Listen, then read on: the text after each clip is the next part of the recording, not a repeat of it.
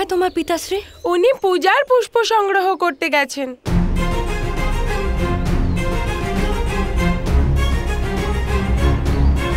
তুমি এখানেই অপেক্ষা করো ভ্রাতাদের সাথে, আমি আসছি।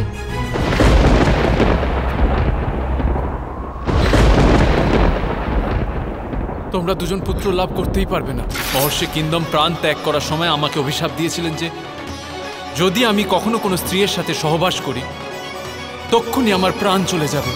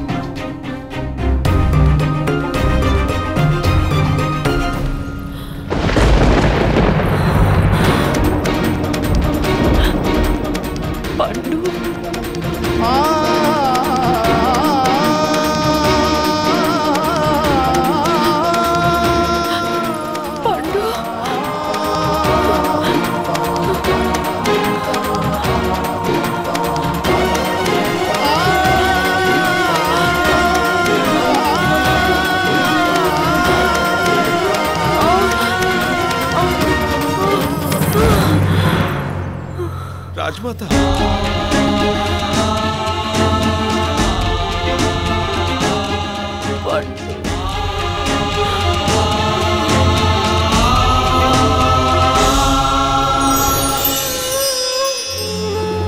মানুষ যখন তার অপরাধের দণ্ড ভোগ করে তখন হতে পারে সেই ন্যায় বিচারে তার মনে কষ্ট হয়।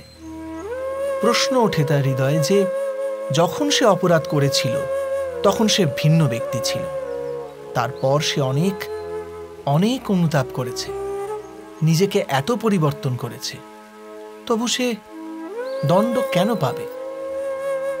কিন্তু যেখানে আঘাত আছে সেখানে প্রত্যাঘাতও থাকবে। যেমন কর্ম তেমনি ফল। যদি কাউকে স্নেহ দাও তবে সুখ লাভ হবে, যদি কাউকে হত্যা করো তবে মৃত্যুদণ্ড পাবে। যেমন কার্য তেমনি ন্যায় হয়। তবে কি প্রায়শ্চিত্ত বা অনুতাপের কোনো মূল্য নেই? আছে, অবশ্যই মূল্য আছে। প্রায়শ্চিত্ত অনুতাপ মানুষকে অন্তর থেকে বলবান করে তোলে, আসন্ন শাস্তিকে গ্রহণ করার জন্য মানুষকে প্রস্তুত করে।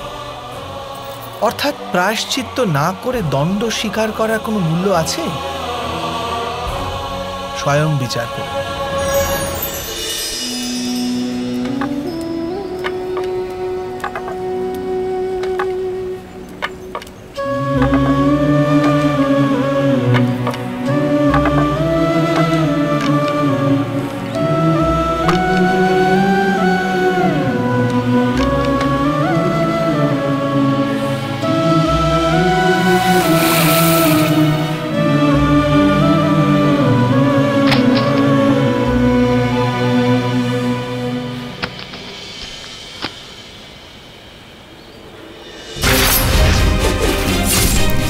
মাছ আর সুযোগ যখন দেখা যায় তখনই বসিতে কাটতে হয়। নিজের দু হাতে রাজলা করে যতটা ধরে রাখা যায় ততটাই ইচ্ছা রাখা যথার্থ সত্যবতী। ঈশ্বর আমাদের এত ছোট দুটো চোখ দিয়েছেন, কিন্তু সেই চোখ দিয়েই সমস্ত আকাশটাকে ধরে রাখার শক্তি দিয়েছেন। আপনার পর আপনার পুত্র রাজা হবে, তাহলে আমার সন্তানদের কি ভবিষ্যৎ হবে? কিন্তু হস্তিনাপুরে যদি আমি থাকি, কেবল সম্রাজ্ঞী হয়েই থাকব।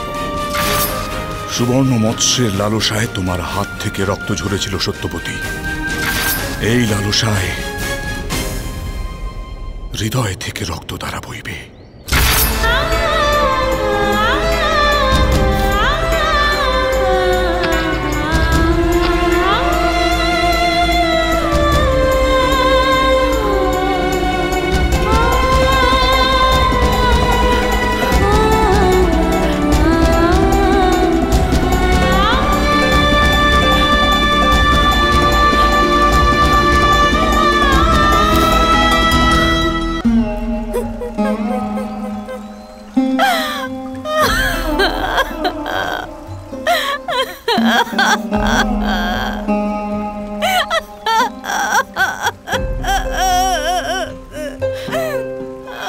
স্বপ্ন ছিল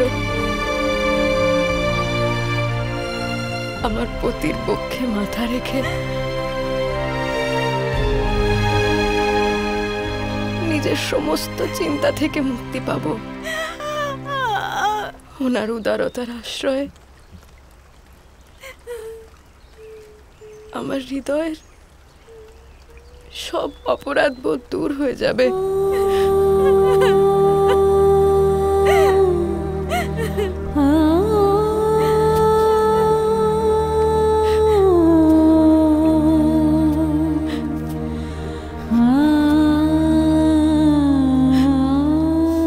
কিন্তু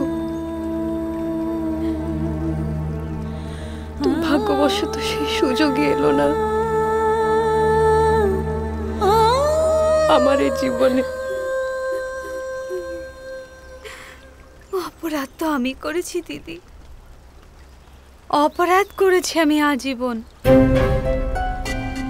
আর্য সর্বদা একান্তে আমাকে আপনারই উদাহরণ দিতেন। শরীরের সৌন্দর্য স্বচ্ছ চরিত্রের শৃঙ্গার হয়, হীন চরিত্রের আবরণ নয়।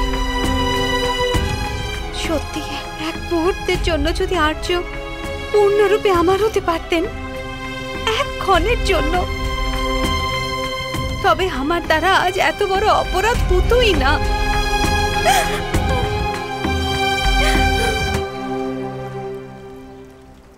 আমি আজ সত্যিটা বলছি দিদি, আমি সর্বদাই আপনার সাথে প্রতিযোগিতা করেছি আর পরাজিত হয়েছি। আমার জন্য আর্যের অভিশাপ লাগলো, আমারই জন্য সেই অভিশাপ ফলীভূত হলো।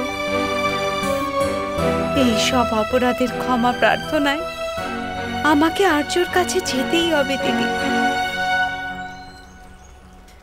দিদি, আপনার তো জীবনটাই এক তপস্যার মতন। আপনি নিজের সমস্ত অপরাধের থেকে মুক্তি পাবেনই। শ্যাকরা তপ্ত সোনাকে শুধু ফু দিয়ে আকার দেয়, কিন্তু লোহাকে আকার দিতে তো অনেক আঘাত করতে হয় দিদি।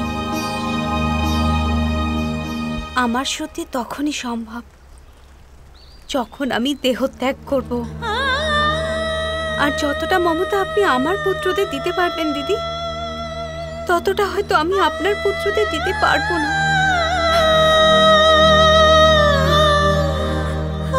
তাই এবার আর্যের সেবা করার সুযোগ আমাকে দিন দিদি। যেমন ছিদ্র পাত্রে জল ধরে রাখা যায় না, সে স্বয়ং রিক্ত হয়ে যায়, তেমনি অনুতাপের ভারে বিধ্বস্ত এই দেহ প্রাণ ধরে রাখতে আর পারবে না। মহাভারত।